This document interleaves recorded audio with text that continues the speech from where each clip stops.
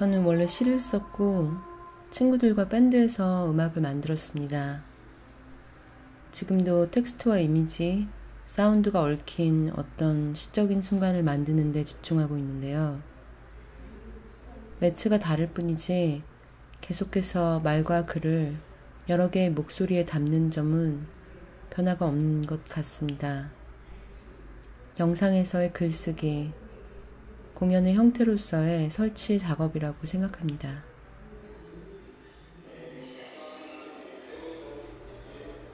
마야 나댓은 제가 멕시코시티에서 레지던시 프로그램을 하고 있을 때 만든 영상 조립시입니다.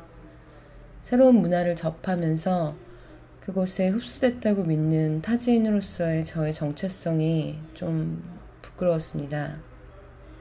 그때 제 룸메이트 이름이 마야였고 그 친구는 일본인 어머니와 인도인 아버지 사이에서 태어난 미국인이었습니다. 어느 날 그 친구가 자신의 이름이 어원에 대해 들려주었습니다. 저는 김춘수의 시들이 떠올랐습니다. 그 시 자체가 이름을 부름으로써 서로에게 존재의 의미가 되는 과정에 대한 거잖아요. 거의 공식같이 우리한테 박혀 있다가 외부의 정보로부터 제 안에 살아남은 거겠죠. 마야한테 들려주었더니 아름답다고 하더라고요. 결국 저의 정체성을 이루고 있던 죽은 언어도 누군가에겐 새로울 수 있구나 흥미로웠습니다. 그래서 그냥 우리가 잠깐 머무는 이 시간, 서로를 알아가려고 애쓰는 이 공간 자체를 담아봐야겠다고 생각했습니다.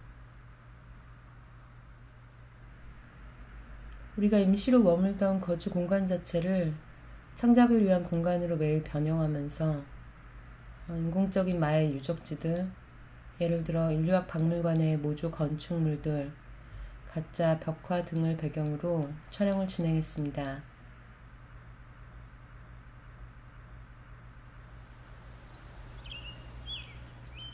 나이프스 폰 폴크 같은 경우도 레지던시 프로그램 중에 만난 세 여성 사이의 영상 협업 작업입니다. 미국 메인주에 있는 스콜견이라는 여름 프로그램이었는데요. 그곳에서 하루의 일정은 크게 3번의 공동 식사 시간으로 나뉩니다. 60명에 가까운 작가들이 각각 작업실, 숙소, 도서관 등에 있다가 식사 때가 되면 335 들판을 가로질러 호숫가에 위치한 식당으로 모입니다.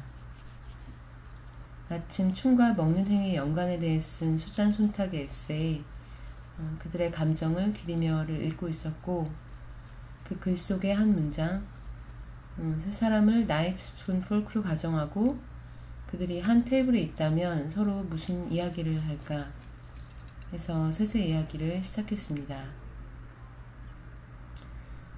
저는 하나의 이야기를 시작할 때 그들의 내러티브에 대한 호기심으로 가벼운 인터뷰를 먼저 진행합니다.